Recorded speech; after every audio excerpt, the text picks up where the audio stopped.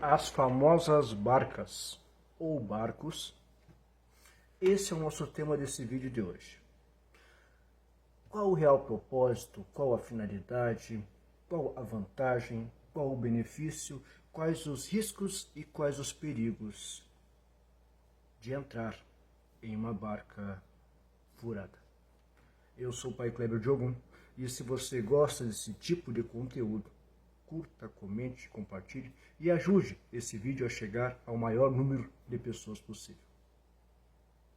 Primeiro é preciso deixar claro que barco é um termo do candomblé e eles usam esse termo, saída de barco, porque se representa todos aqueles iaôs, aquelas pessoas que estão recolhidos juntos no mesmo ebó.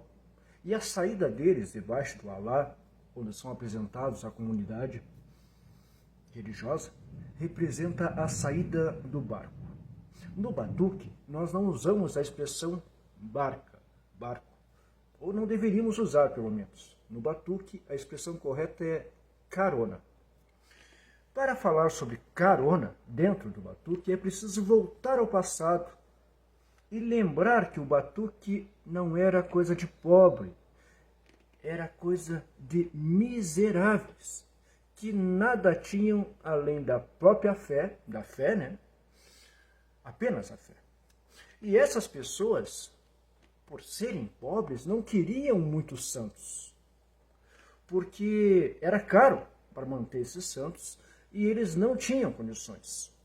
Tanto que as obrigações, naquela época, eram de 6 em 6 anos para os filhos de Xangô, 7 em 7 anos para os demais orixás, 8 em 8 anos para os santos de praia.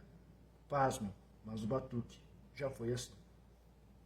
E quando alguém, lá naquela época, por vaidade ou para mostrar que tinha um certo poder financeiro além dos outros, tinha vontade ou queria quebrar essa regra, 6 em 6, 7 em 7 ou 8 em 8, muitas vezes o próprio orixá da pessoa chegava, ou o orixá do pai de santo, e dizia: meu filho, o senhor não está pensando bem, não pode ter mais sangue, a chorô, em cima do ocultar do seu pai ou da sua mãe, do que tem dentro do seu próprio corpo. Hoje em dia, qual santo que diria isso? Bem poucos, né? Quase nenhum, pois os filhos se tornaram clientes que deitam todo ano e pagam caro por isso. Vamos entender essas caronas, então, na visão do padrão energético e vibratório dessa energia. Vamos entender como se fosse um bolo. Um bolo, desses bolos inglês de padaria.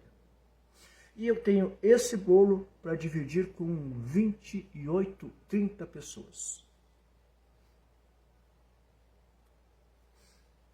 As fatias vão ser muito finas para cada um.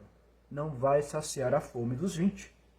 Preciso também ressaltar que antigamente era um patupé para cada santo. Por isso que esses mais velhos tinham tão poucos santos. Muitos deles estão vivos até hoje. São provas vivas disso que eu estou falando. Mas vamos voltar pela lei da lógica.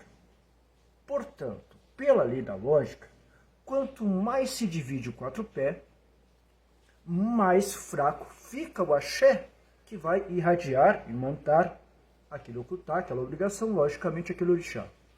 Ou seja, onde muitos acreditam que existe o padrão vibratório e a energia de um quatro-pé, revitalizando aquela obrigação, em bem da verdade, é preciso dizer que o padrão vibratório que está em cima daquela obrigação equivale-se muitas vezes, e tanto que é dividido em tantas pessoas, a um pintinho recém-descascado.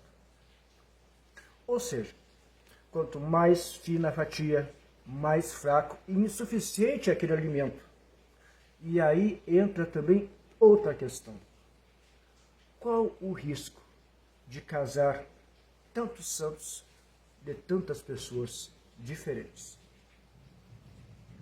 Sim, gente, porque nessas barcas O mais normal é a pessoa se recolher com mais 10, 20, 30, 40 pessoas que ela nunca viu, que ela mal conhece, que ela não sabe da índole, nem que tipo de padrão energético, vibratório e kármico aquela pessoa carrega. E acreditem, casar tudo. E casa tudo. Casa a energia do orixá, casa a energia do médium, o padrão vibratório se torna um só para todos que estão naquela carona que chamam de barca. E como o padrão vibratório se torna um só para todos, essa maré energética pode levantar ou pode derrubar a todos. Nesse novo batuque do quanto pior, melhor, pois mais vão precisar de mim e mais eu vou ganhar, tudo se casa. Afinal de contas, alguns pais e mães de santo teimam em crer e acreditar e pensar assim: quanto menos energia eu passar para ti, mais dependente de mim tu vai ficar e, em consequência disso, mais eu vou ganhar de você, porque mais você vai ter que me pagar. Mais eu ganho. E é usando essa linha de raciocínio que alguns pais e mães de santo têm que surgem alguns barcos, como esse que eu fiquei sabendo e recebi ontem, onde a senhora relata que com quatro pés, um pai de santo aprontou 28 filhos de santo. Quatro pés. Um cabrito, Bará, Ogum, Ossan e Chapanã.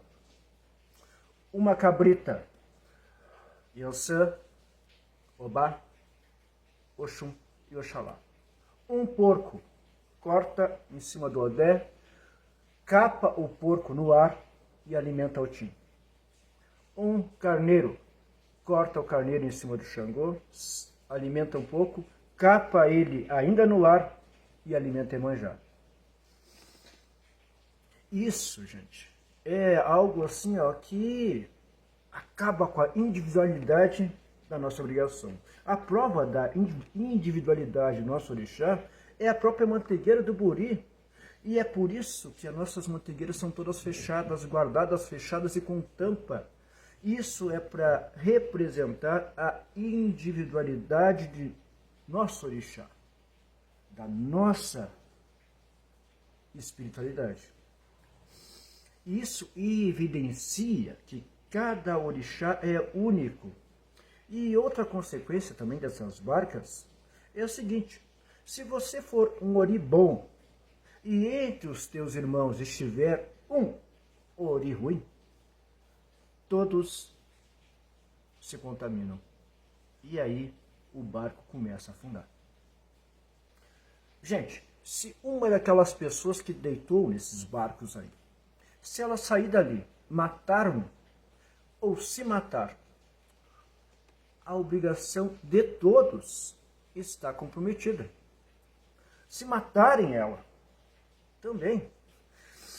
No casar essas energias, se casa tudo. E as consequências são danosas para quem deita e muitas vezes não se levanta e não sabe o porquê que não se levanta. Ah, mas eu separo tudo na ave, dizem alguns, né? Então, gente, eu pergunto, isso quer dizer que o Axorô da ave se sobressai, é mais forte energeticamente do que o Axorô do quatro pés? É isso mesmo? Muitos pais de santo se acham o próprio Alexandre de Moraes do Batuque, onde eles agem dessa forma. Eles apontam o culpado, eles julgam, eles sentenciam, ele aplica a pena e na visão dele o culpado é sempre o outro. Esses pais de santo, quando você vai inquiri-los, por que a coisa não andou, ele se mostra o próprio Alexandre de Moraes. Porque se você se atreve a se queixar para ele alguma coisa, a culpa vai ser sempre sua.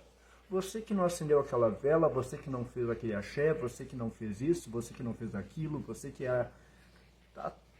E o pior de tudo é que você ainda vai ter que fazer isso e aquilo, e lá vai você dar mais dinheiro para esse Alexandre de Moraes do Batuque, onde o culpado é sempre você e as tuas ações, e não a obrigação que ele fez. Fica aqui, gente, um alerta.